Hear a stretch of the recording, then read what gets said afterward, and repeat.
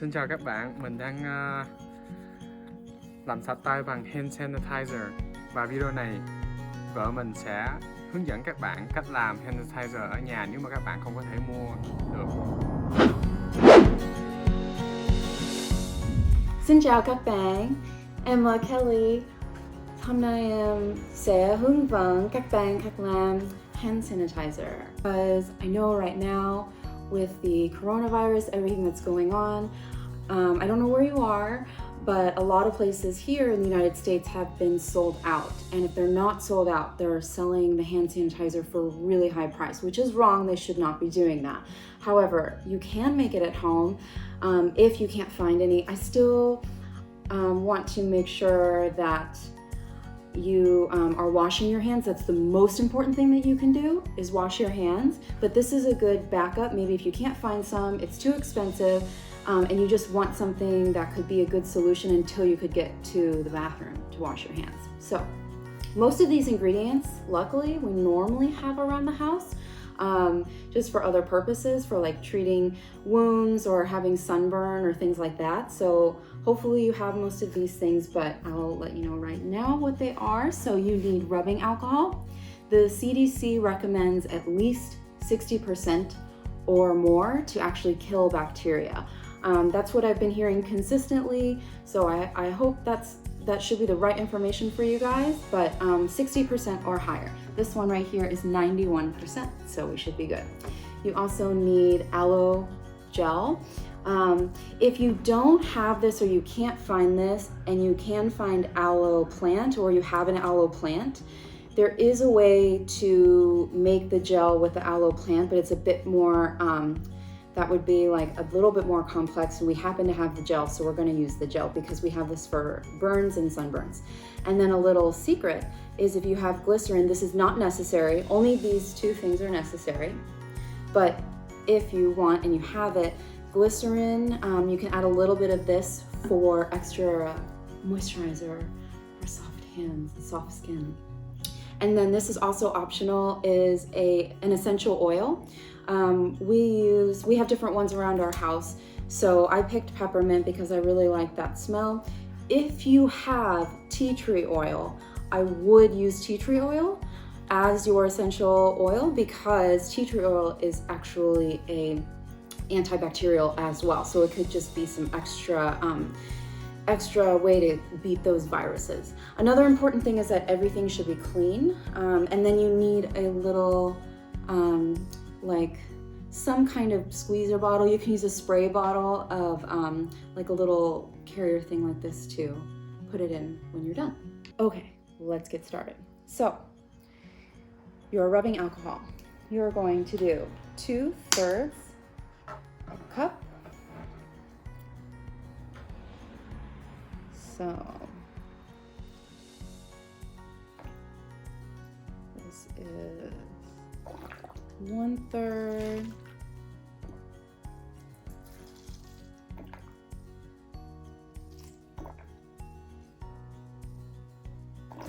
Two-thirds. Remember, this is the most important part. The second most important part to help with your moisturizing and your soft hands. This one, we're going to do 1/3 of this one.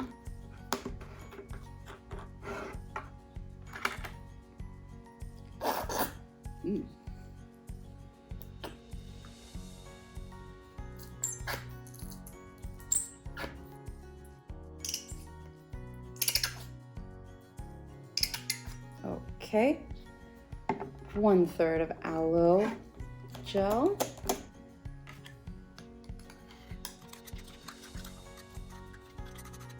Okay, and remember guys, this one is optional. If you don't have it, don't worry about it. It's not doing anything with fighting off the bacteria. It's just for extra moisturizer for your hands. We happen to have it because we use it for some other stuff. So this is glycerin.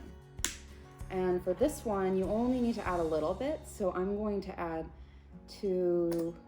about 2 tablespoons. This one.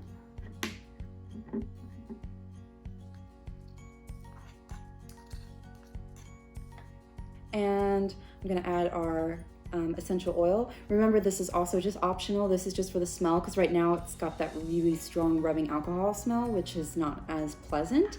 You can use whatever scent you like. I did also hear that you don't want to add too much essential oil, because some of them can actually counter the alcohol, so you don't want to do too much of that. But I'm just going to do like maybe 4 or 5 drops in here. This one.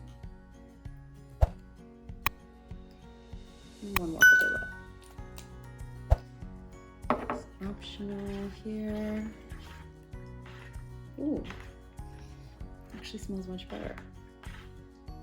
It's still very strong. Alrighty.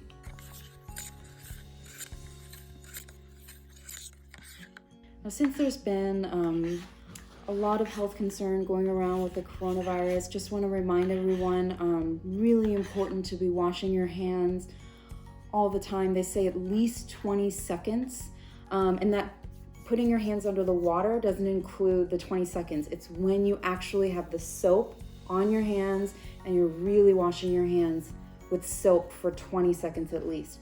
They say anything really less, you're not really getting everything off. Try not to be touching your face, especially when you're out. You know, just be very, very careful. It's like high, really intense, it's like a very, very intense cold or flu season, right? So we just want to be very careful. It's for our health, it's for the people around us. But sometimes you can't wash your hands right away, so you have to have a backup. You gotta have a backup plan in life always, right? So this is our backup plan. So now I finished mixing it up. I'm going to pour it into here. There we go.